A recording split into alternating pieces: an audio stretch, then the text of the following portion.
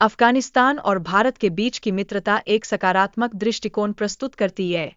यह दर्शाता है कि कैसे दो देश एक दूसरे के साथ भाईचारे की भावना रखते हैं, साथ ही सांस्कृतिक संबंधों को भी साझा करते हैं। अफगानिस्तान में पाकिस्तान के प्रति नफरत की कई जड़ें हैं। यहाँ के लोग इसे अपने दुश्मन के रूप में देखते हैं, जबकि भारत को अपने सच्चे साथी के रूप में मानते हैं।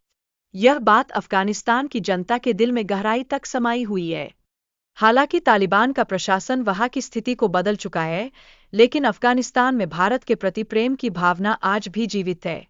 यह इस बात का प्रतीक है कि सांस्कृतिक और ऐतिहासिक संबंध कितने गहरे होते हैं। इस संदर्भ में इंदुस घाटी सभ्यता का उदय भारत और पाकिस्तान के साथ साथ अफगानिस्तान के कुछ हिस्सों को भी शामिल करता है।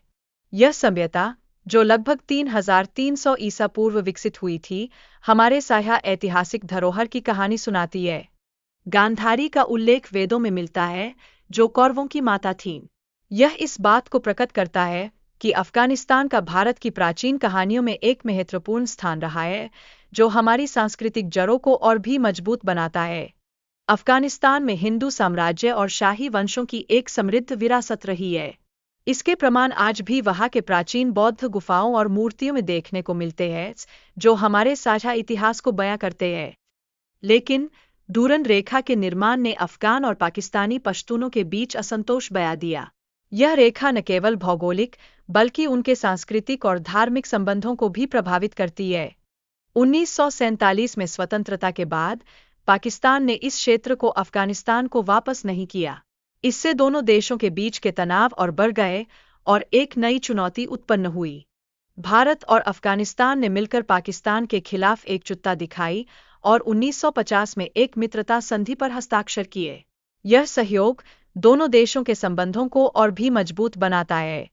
अफगानिस्तान में भारतीय फिल्म इंडस्ट्री यानी बॉलीवुड के प्रति दीवानगी का अनुपम आलम था। यहाँ लोग शाहरुख खान के बड़े होर्डिंग्स लगाते थे, जो दिखाते हैं कि फिल्में हर वर्ग के लोगों के दिलों में गहरी बसी हुई है। जब अमिताभ बच्चन काबुल आए, तो युद्ध रोकने के लिए सरकार ने अपनी वायुसेना के आधे हिस्से को तैनात किया।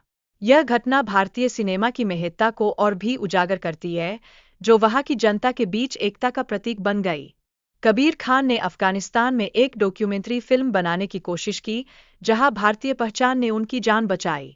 यह घटना दर्शाती है कि भारतीयता कैसे एक सुरक्षा कवच बन सकती है और किस प्रकार यह संस्कृति की ताकत है।